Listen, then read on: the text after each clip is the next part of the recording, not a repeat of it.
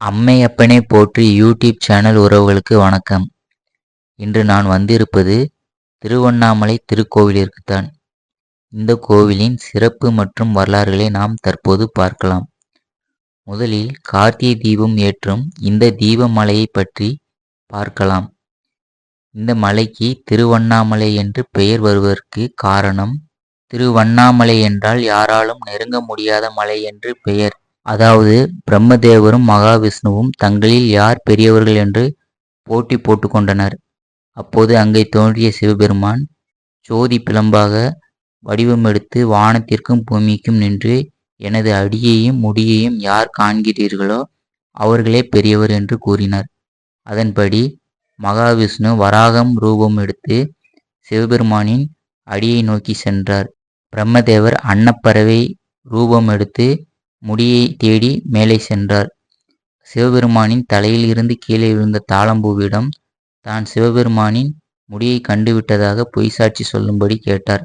அதன்படி தாளம்பூவும் சிவபெருமானின் முடியை பிரம்மதேவர் பார்த்து விட்டார் என்று பொய்சாட்சி சொன்னது. அதனால் கோபம் கொண்ட சிவபெருமான் தாளம்பூவிற்கு எந்த கோவிலிலும் பூஜைக்கு உகந்ததாக இருக்காதென்றும், பிரம்மதேவரை கோவில் கட்டி யாரும் வழிபட மாட்டார்கள் என்றும் சாபமிட்டார். தங்கள் தவறை உணர்ந்த இருவரும் சிவபெருமானிடம் மன்னிப்பு கேட்க, சிவபெருமானும் அந்த மன்னிப்பை ஏற்றுக்கொண்டு, உத்தரகோச மங்கையில் மட்டும் நீ பூஜைக்கு உகந்ததாக இருப்பாய் என்று தாளம்பூவுக்கு வரமும், பிரம்மதேவருக்கு நம் மூவரில் யாரும் பெரியவர்களோ சிறியவர்களோ கிடையாது, அனைவரும் ஒன்றுதான், நம் அனைவரும் ஒன்றாகத்தான் இருக்க வேண்டும் என்று கூறி, சிவலிங்கத்தில் அடிப்பகுதியை பிரம்மதேவருக்கும், நடுப்பகுதியை மகாவிஷ்ணுவிற்கும், மேல் பகுதியை சிவபெருமானுக்கும் என்று சிவலிங்கத்திற்கு நடக்கும் பூஜைகள் அனைத்தும் நம் மூவருக்கும் வந்து சேரும், நம் மூவரும் ஒன்றுதான் என்று பிரம்மதேவருக்கும் தன் சிவலிங்கத்தில் ஒரு பகுதியை அளித்து அவருக்கும் பூஜைகள் உண்டு என்று வரமளித்தார்.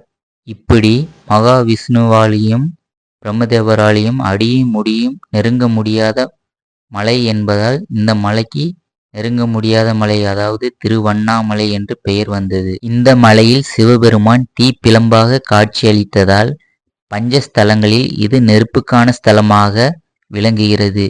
இந்த மலை 2668 அடி உயரம் உள்ளது. 14 கிலோமீட்டர் சுற்றளவு உள்ள சுமார் 260 கோடி ஆண்டுகள் பழமையான மலையாகும். இந்த மலை 260 கோடி ஆண்டுகள் பழமையானது என்று விஞ்ஞானிகள் ஆராய்ச்சி மூலம் தெரிவித்துள்ளார்கள்.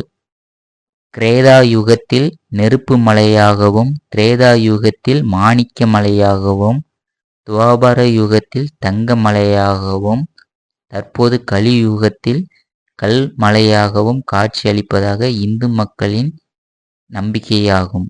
உச்சியில் கார்த்திகை தீபம் ஏற்றுவதற்கான காரணம், பிரம்மதேவருக்கு எங்கும் கோவில்கள் கட்டி வழிபட மாட்டார்கள் என்று கொடுத்த சாபத்தை மாற்றி சிவலிங்கத்தில் நடுப்பாகத்தை கொடுத்து, எனக்கு நடக்கும் அனைத்து பூஜைகளில் உனக்கும் பங்கு உண்டு என்று கூறியதாலும், எந்த பூஜைக்கும் பயன்படாமல் போ என்று சாபமிட்ட தாளம்பூவை தன் உத்தரகோச மங்கையில் மட்டும் பூஜைக்கு பயன்படுத்துவதற்கு அனுமதித்ததற்காகவும், தங்களில் யார் பெரியவர்கள் என்று கர்வம் கொண்ட மகாவிஷ்ணு பிரம்மதேவரின் கர்வ இருளை நீக்கிய சிவபெருமானை போற்றும் வகையில் இந்த நிகழ்வு நடந்த அதே நாளில் வருடந்தோறும் மகாதீபம் ஏற்றி கொண்டாடப்படுகிறது. இந்த மகாதீபத்தை காணும் அனைவரது கர்வ இருளும் நீங்கும் என்பதும், நம் வாழ்வில் ஒளி வீசும் என்பதும் ஐதீகம். மலையின் உச்சியில் மகாதீபம் ஏற்றுவதற்காகவே பருவத ராஜ குலத்தவர்கள் என்று தனியாக ஒரு குலத்தவர்கள் இருக்கின்றார்கள். இவர்கள் மட்டுமே மலையில் மகாதீபம் ஏற்ற முடியும். பருவதங்களின் அரசரான பருவதராஜாவின் மகளாக தாய் பார்வதி பிறந்து சிவபெருமானை மணம் முடித்தார். சிவபெருமானுக்கு தங்களது பொன்னான பார்வதியை மணம் முடித்து கொடுத்தவர்கள்தான் இந்த பருவத ராஜா குலத்தவர்கள். இந்த பருவத ராஜ குலத்தவர்கள் பல சிவன் கோவில்களில் பல சிறப்பு உரிமைகளை பெற்றுள்ளார்கள்.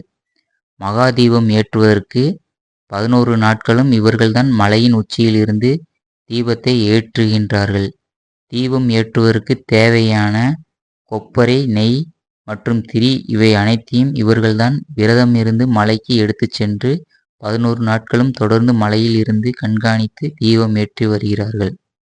தீபம் ஏற்றி முடிந்தவுடன் கொப்பரையை கீழே கோவிலுக்கு இறக்கிவிட்டு அதில் இருக்கும் நெய்யில் பல மூலிகை மற்றும் வாசனை திரவியங்களை சேர்த்து அதிலிருந்து மை தயாரிக்கப்பட்டு ஆருத்ர தரிசன விழாவின் போது நடராஜ பெருமாளுக்கு நெற்றியில் திலகமிட்டு பின்பு அதனை பிரசாதமாக வழங்கப்படுகிறது. இந்த தீப திருவிழா மொத்தம் 17 நாட்கள் நடைபெறுகிறது. கொடியேற்றத்திற்கு 3 நாட்களுக்கு முன்பு முதல் நாள் துர்க்கை அம்மனுக்கும், 2ஆம் நாள் பிடாரி அம்மனுக்கும், 3ஆம் நாள் விநாயகர் சந்திரசேகருக்கும் உற்சவம் நடைபெறுகிறது. 4வது நாள் கொடியேற்றத்துடன் தீப திருவிழா தொடங்குகிறது. 5ஆம் நாள் தங்க சூரிய பறவை வாகனத்திலும் வெள்ளி இந்திர வாகனத்திலும், 6ஆம் நாள் சிம்ம வாகனம் வெள்ளி வாகனத்திலும், 7ஆம் நாள் வெள்ளி காமதேனு வாகனத்திலும், 8ஆம் நாள் வெள்ளி ரிஷப வாகனத்திலும், 9ஆம் நாள் வெள்ளி ரதத்திலும், 10ஆம் நாள் மகா ரதத்திலும், 11வது நாள் பிச்சாண்டவர் குதிரை வாகனத்திலும், 12வது நாள் கைலாச வாகனம் காமதேனு வாகன உற்சவம் நடைபெறும். 13ஆம் நாள் அதிகாலையில் பரணி தீபம் ஏற்றப்பட்டு மாலையில் மலையின் உச்சியில் மகா தீபம் ஏற்றப்படும். 14ஆம் நாள் சந்திரசேகருக்கும், 15ஆம் நாள் அண்ணாமலையாருக்கும், 16ஆம் நாள் சுப்பிரமணியருக்கும் தெப்ப உற்சவம் நடைபெறும். 17ஆம் நாள் சந்திரசேகர் உற்சவத்துடன் விழா நிறைவு பெறும். இந்த மலையை பக்தர்கள் சிவலிங்கமாகவே பார்ப்பதால் இந்த மலையை அனைவரும் எல்லா நாட்களிலும் கிரிவலம் சுற்றி வருகின்றார்கள்.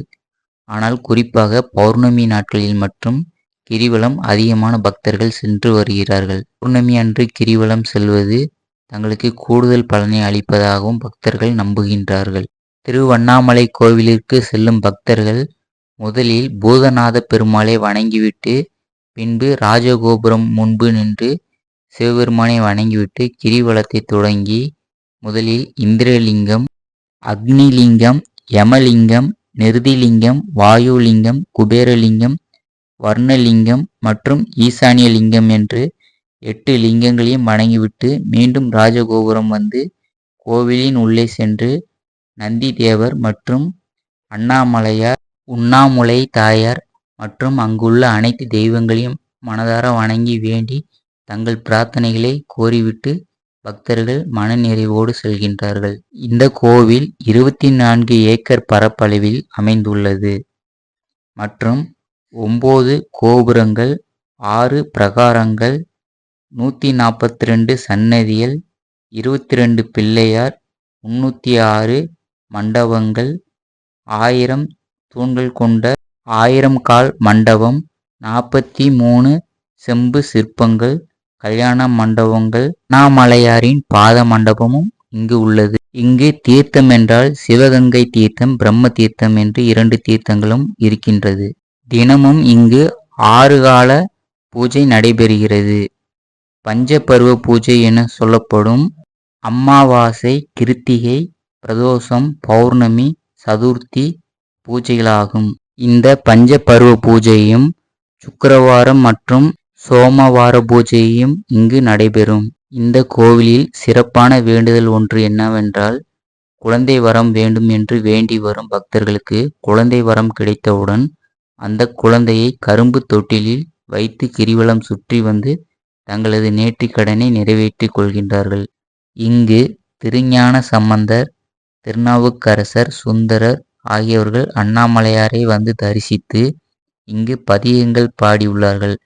மாணிக்க வாசகர் திருவண்ணாமலையில் வந்து பல காலங்கள் தங்கியிருந்து வைணவத்திற்கு மார்கழி மாதத்தில் திருப்பாவை இருப்பது போல சைவத்திற்கு மார்கழி மாதத்தில் திருவெம்பாவை என 20 பாடல்களை இங்கு பதிகமாக பாடியுள்ளார். கிரிவலப்பாதையில் அடி அண்ணாமலையார் என்னும் இடத்தில் மாணிக்க வாசகருக்கு ஒரு கோவிலும் இங்கு இருக்கின்றது. அருணகிரிநாதர் திருவண்ணாமலையில் பிறந்து வளர்ந்தவர் ஆவார். அவர் முருகப்பெருமானுக்காக இங்கு உள்ள கோபுரத்தின் மீது கிளியாக மாறி பாடல் பாடியுள்ளார். அவர் இங்குள்ள கோபுரத்தில் கிளியாக மாறியதால் அந்த கோபுரத்திற்கு கிளி கோபுரம் என்றும் பெயர் உள்ளது. இங்கு அம்மணி அம்மாள் என்று ஒரு கோபுரம் உள்ளது. அந்த கோபுரத்தை அம்மணி அம்மாள் என்பவர் தனது விடாமுயற்சியால் எளிமையிலும் பலரிடம் நன்கொடை பெற்று அந்த கோபுரத்தை கட்டி முடித்தார். இறுதியாக அவரிடம் எந்த ஒரு பணமும் இல்லாத போது சிவபெருமான் கனவில் வந்து தன்னிடம் வேலை செய்யும் ஆட்களுக்கு கூலியாக அவர்களின் செய்த வேலைக்கு தகுந்தவாறு திருநீரை அள்ளி தரும்படி சொன்னார். அதன்படி அந்த அம்மணி அம்மாள் தன்னிடம் வேலை பார்த்த அனைவருக்கும் தன் கைகளில் திருநீரை அள்ளி கூலியாக கொடுத்துள்ளார். அது மறுநாள் எடுத்து பார்க்கும்போது அவரவர் செய்த வேலைக்கு தகுந்தாற்போல் பணமாக மாறியுள்ளது. அவரால் கட்டப்பட்ட அந்த கோபுரத்திற்கு அவர் பெயரவே சூட்டி அம்மணி அம்மாள் கோபுரம் என்று பெயர் வைக்கப்பட்டுள்ளது. கோவிலுக்கு பின்புறமாக உள்ள பேய் கோபுரத்தை ஒரு மன்னர் தான் கட்டினார். அந்த மன்னருக்கு குழந்தைகள் இல்லாததால் சிவபெருமானை தன்னுடைய மகனாக நினைத்து அவர் இந்த கோபுரத்தை கட்டி முடித்தார். அவர் தன்னுடைய இறுதி காலத்தை குழந்தைகள் இல்லாமலேயே கழித்து விட்டார். அதனால் அவருக்கு பின் செய்ய வேண்டிய இறுதி சடங்குகளை சிவபெருமான் தான் செய்தார் என்றும், இன்னும் அவரது திதி என்று சிவபெருமான் தான் அவருக்கு திதி அளிக்கின்றார் என்றும் சொல்கின்றார்கள். வல்லாள மகாராஜாவால் அடித்தளம் அமைக்கப்பட்ட கோபுரத்தை வல்லாள மகாராஜா கோபுரம் என்றும் அழைக்கப்படுகிறது.